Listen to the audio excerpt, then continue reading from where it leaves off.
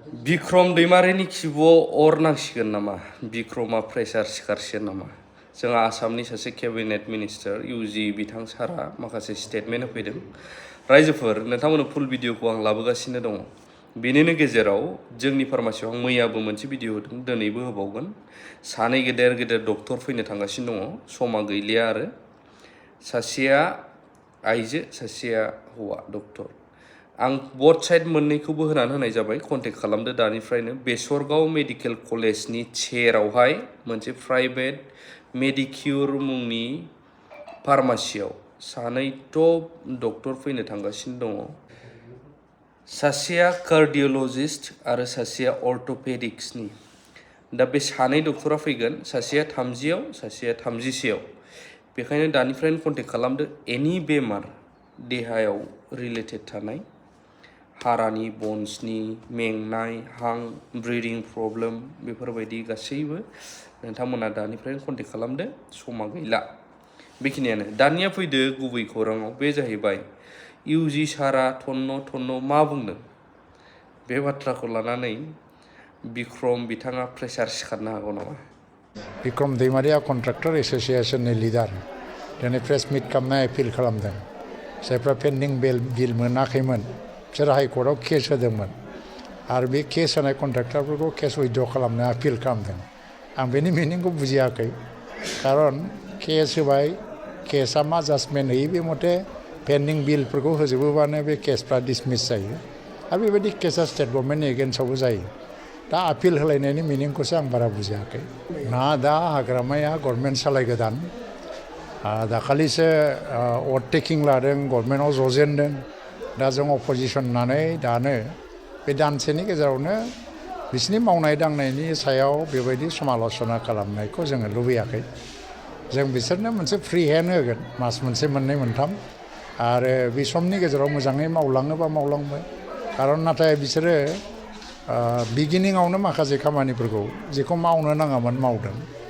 आरो दा मोनसे माबा नुदां, बे मा होनो बे दैमारिया मा होनोमोनलाय, बिक्रम दैमारिया कन्ट्राक्टर एस'सिएशननि लिडार। दिनै प्रेस मिट खालामनाय एपिल खालामदों। जायफ्रा पेन्डिं बिल मोनाखैमोन बिसोर हाइकर्टआव केस होदोंमोन आरो बे केस होनाय कन्ट्राक्टरफोरखौ केस उइथड्र खालामनो आपिल खालामदों। आं बेनि मिनिंखौ बुजियाखै, खारन केस होबाय, केसआ मा जाजमेन्ट होयो बे मथे पेन्डिं बिलफोरखौ होजोबोबानो बे केसफ्रा डिसमिस जायो आरो बेबायदि केसआ स्टेट गभर्नमेन्टनि एगेन्स्टआवबो जायो। दा आपिल होलायनायनि मिनिंखौसो आं बारा बुजियाखै।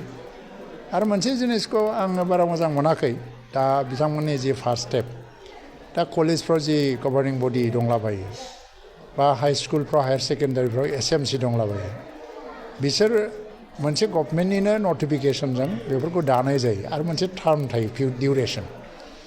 जेनेबा सोरखौबा 5 बोसोरनि थाखाय दादों, खिन्थु बे टार्मा जोबनो 3 मास बा 4 मास 5 माससोल'सै सोरनाबा सोरनाबा। आरो बेखौ पलिटिकेल सिटुवेसना चेन्ज जादों होननानै गभर्नमेन्ट गोदान फैनाय लोगो लोगोनो सिफायला जोबनानै गोदान जि जिबि दानो नागिरदों मादों, बे जिनिसफ्रा ट्रेडिसनफ्रा मोजां नङा। मानो होनबा थांनाय प्रमद बर'नि दिनाव प्रमद बर'आ मिउनिसिपालिटिखौबो सिफायाखै, टार्मखौ कमप्लिट खालामनो होदों मोनफ्रोमबो मिउनिसिपालिटिखौ। स्टेटिउटरि नन स्टेटिउटरि बडिफोरखौ गावनि टार्मखौ कमप्लिट मावनो होजोबदों, गभर्निं बडिफोरखौ गावनि टार्मखौ फोजोबनो होजोबदों। बेनि उनाव बे टार्म जोबनानैसो गोदानै दाफिनजोबदों। नाथाय बे इडुकेसन इन्सटिटिउसनाव दिनै BJPनि गभर्नमेन्टबाबो माखासे जायगायाव कंग्रेस लिडारफ्राबो बबेबा गभर्निं बडिनि चेयारमेन जानानै दङ। थ' बे मोनसे इडुकेसन इन्सटिटिउसनसो। दा बेफोरखौ मानो मावदों? बेखौ मावनो नाङामोन, खिन्थु मावबाय जेला आफस'सबो गैया जेबो। खारन बेखौ मोनैनि थाखाय सोरहाबा बिराद गिदिर लसबो जायो बे नङा, खिन्थु बेफोर राजनितियाव मोनसे इनटलारेन्स बा मोनसे प्रतिशत परायन बादि जानो नागिरो। जिहेतु 1 मासल' जाबाय BP गभर्नमेन्ट जानाया, नाथाय हाग्रामा महिलारि बिथांखौ टयटा भेरिफायार आंहा पार्सनेल मेटाराव मा फोरमायो? बेखौ पार्सनेल मेटाराव बुंनांगौ गैया, बेखौ रायजोफ्रा बिसार खालामगोन।